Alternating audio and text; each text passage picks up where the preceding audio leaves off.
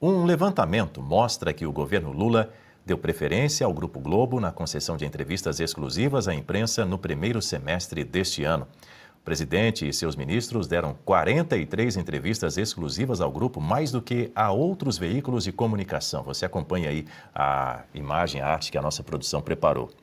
O presidente Lula concedeu uma entrevista ao conglomerado no período. O ministro Guilherme Boulos, de quem falávamos há pouco com a Berenice Leite, lidera o ranking, com 4 entrevistas exclusivas só no primeiro semestre. O levantamento também mostra que Lula já concedeu 124 entrevistas exclusivas à imprensa desde o início do mandato. Quero ouvir a análise do Marcelo Suano. Por que essa preferência?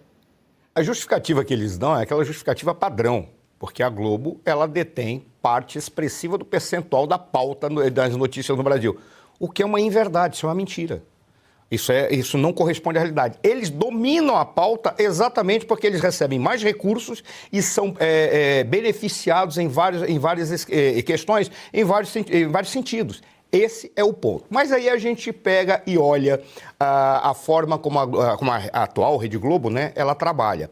Ela busca aquele perfil ideal do indivíduo que corporifica uma espécie, não de esquerda caviar, mas aqueles indivíduos que, por exemplo, têm, como diria o Marcília, tem um nojinho estético de certos grupos à direita. E, ainda mais, pega um cara que é a personificação do cos-pobre. O que é cos-pobre? É o cosplay de pobre. Faz de conta que é pobre, se fantasia de pobre, porque para dizer que ele tem lugar de fala, que é o indivíduo que está recebendo tanto protagonismo.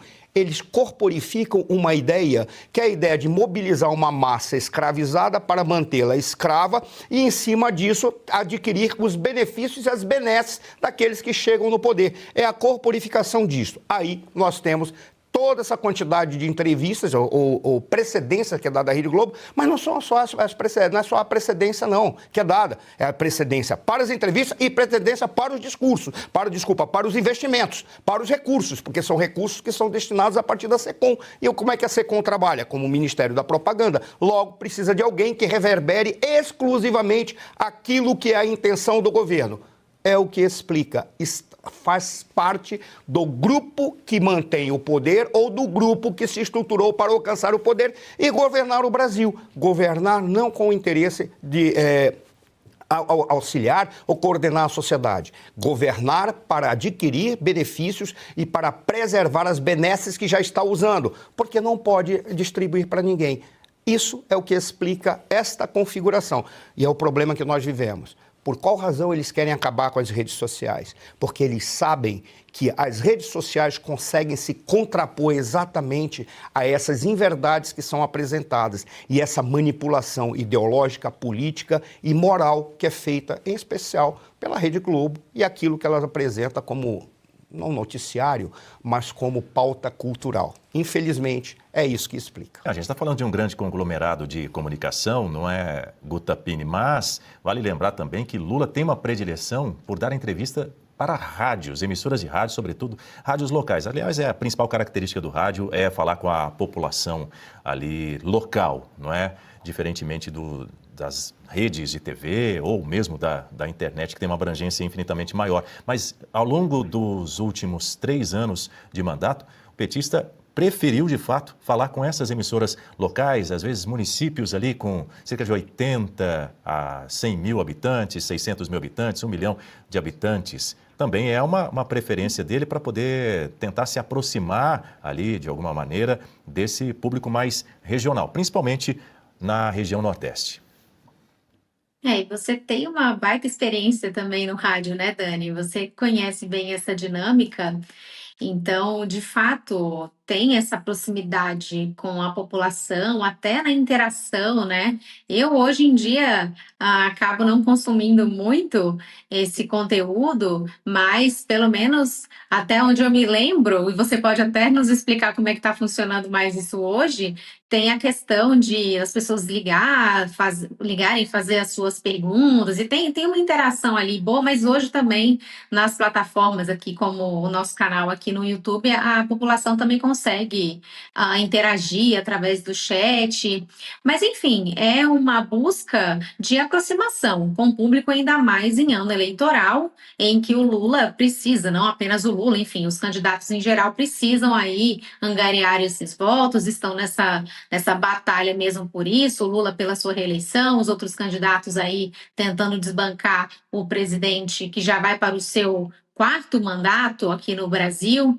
Então, essa é a busca. Agora, ainda falando sobre a questão da Globo, veja, ainda que não fosse ela a predileta para que o Lula desse essas entrevistas, não faria tanta diferença em relação às outras, porque, infelizmente, o que a gente vê hoje no Brasil é uma hegemonia dessa mídia tradicional no discurso. Parece que você está o tempo inteiro assistindo a mesma emissora, eles têm o mesmo discurso. E parece que é uma assessoria de imprensa do governo. Se faz muito pouco o trabalho jornalístico de fato, questionar, perguntar, investigar. Tanto que, ano passado, nós tivemos aquele grande escândalo da Vaza Toga, que deu conta de um esquema dentro do gabinete do ministro Alexandre de Moraes, um gabinete clandestino. Inclusive, dentro desse gabinete é que saíram várias certidões que davam conta de postagens de pessoas nas redes sociais, pessoas mais alinhadas à direita, com postagens contra o presidente Lula. E essas postagens foram utilizadas para prender manifestantes do 8 de janeiro, pessoas que foram presas, inclusive, no 9 de janeiro.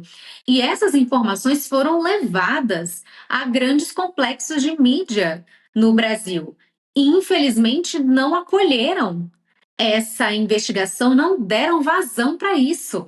Veja só como que a grande imprensa tem acesso a um escândalo desse e não dá vazão e não noticia.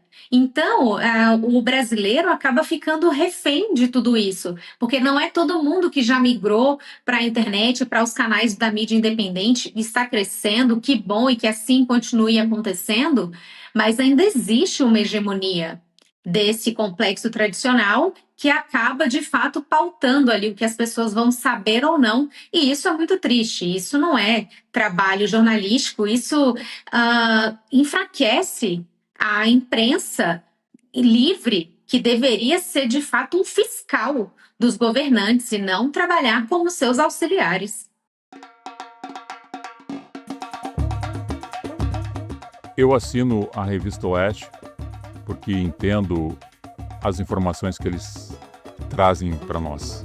Transparência, coerência e o saber. Conforme os fatos realmente estão acontecendo no Brasil e no mundo. Isso ajuda a todos nós a despertar conhecimento e que nos dá a direção de escolhas e não ser manipulado. Fazendo isso, nós estamos cooperando com um grupo de comunicadores e jornalistas que estão fazendo o melhor para a nação brasileira. E eu sugiro que vocês também, que são brasileiros e querem o melhor, para que essas informações cheguem a mais pessoas, assinem também a Revista Oeste. Forte abraço! Assine Oeste você também.